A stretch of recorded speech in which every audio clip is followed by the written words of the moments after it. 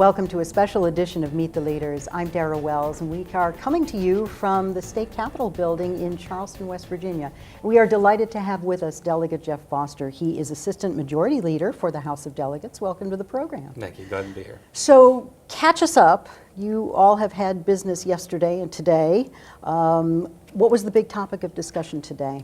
I had a judiciary interim meeting this morning, and what we talked about more was we were just talking about the missing persons and remains identification and some of the shortfalls we have in budgeting and financing of our department to be able to identify, and even in autopsies and trying to find avenues to where we could go with that. It all comes down to money, though, doesn't it? Yep.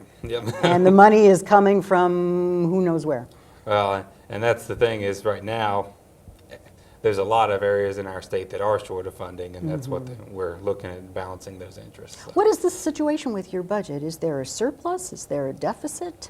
Right now, there's a slight surplus. So by the end of the year, we'll know there's a slight surplus right now, but that doesn't mean there's a wealth of money. Right. And I'm sure everybody's grabbing for that little bit of money that's left, too. Everyone thinks that their project is the most important. Yeah, and obviously the governor's making announcements and promising that to other places already. So we don't even know for sure if it's all going to be there. So.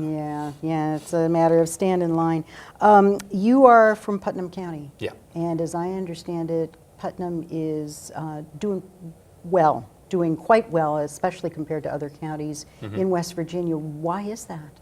Well, we're one of the few growing population counties. I know there's some up north as well, up in the northern Panhandle, and I believe Monongalia is one of the other ones, and where WVU is located. But ours is more, I think, along the lines of close location to where a lot of the economic development is, and we've got safe and tight-knit community that has good schools, and people want their kids going to getting the best education they can. I think we got some of the best schools in the state. So, and even as we compare to neighboring states, our schools are better in Putnam County. So. Interesting, especially since there's been such controversy over teacher pay. I know there was a teacher strike in West Virginia last year, and from what I understand, teachers were lining up giving you guys an earful here at the Capitol. Has that situation been resolved at all? What's going on with teacher pay? Right now, and obviously there was a 5% raise last year, and that's what was done, and a hold on PEIA. And which was what, the public employees insurance agency. Right, okay. So with the teacher pay, there's been, we resolved some of the issues last year, but there's still that outlaying concern with PEIA of where that's going to end up. And obviously, I mean, in the private sector, we've seen anywhere from a 13 to 17% increase in premiums and cost of insurance and health insurance. I mean, it's going up across the nation. So everybody needs to expect that it is going to go up. And PEIA has not seen an increase. Public employees insurance hasn't seen an increase in 5 years. And that's where the concern is it's now at the point where either the cost is going to increase, and is that going to be borne by the taxpayers or by the ones receiving the insurance benefits. Right, so. Very true. You were quoted as saying that West Virginia is at a crucial turning point. What do you mean by that?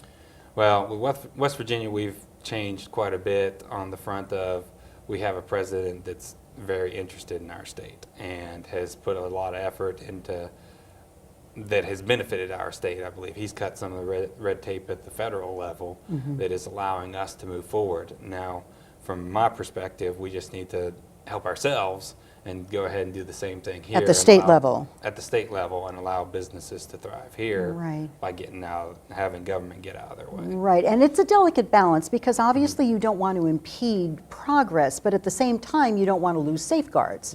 So it's a balancing act. Yeah, and I mean, you have to address safeguards, but it has to be safeguards that are actually safeguards, not not just a name, not a feel-good kind of thing. Gotcha. Because many times you run into state government where a safeguard is more of just a revenue stream. I mean, a license is created as a revenue stream and then touted as a safeguard, and we need to make sure we don't allow that to impede our progress. Good point, good point. You were first elected in 2014. What made you want to go into politics?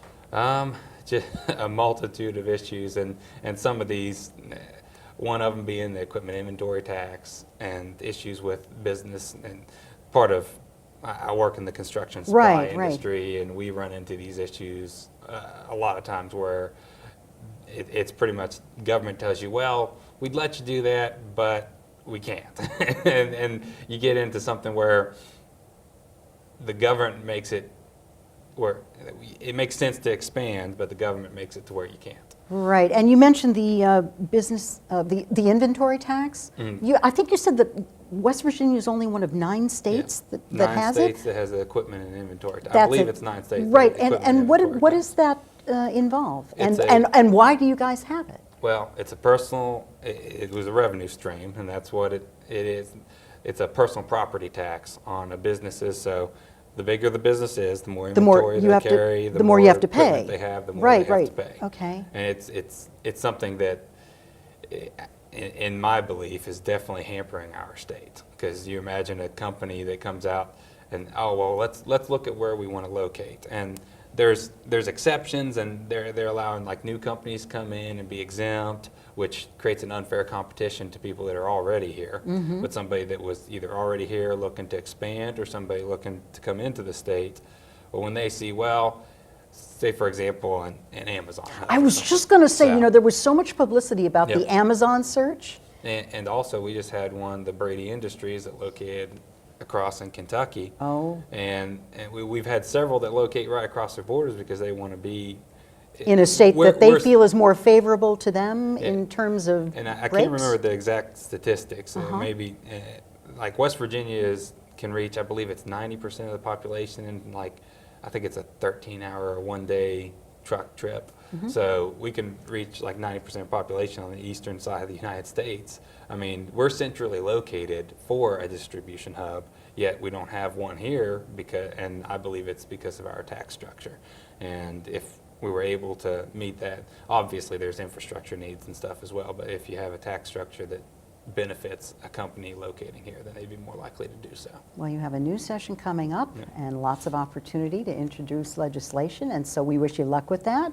Delegate Foster, thank you so much for joining us. It's been a pleasure. All right, thank you. I very appreciate it. And this has been a special edition of Meet the Leaders. I'm Dara Wells. We've been talking with Delegate Foster, and we are coming to you from the State Capitol building in Charleston, West Virginia. Thank you so much for joining us, and we'll see you soon.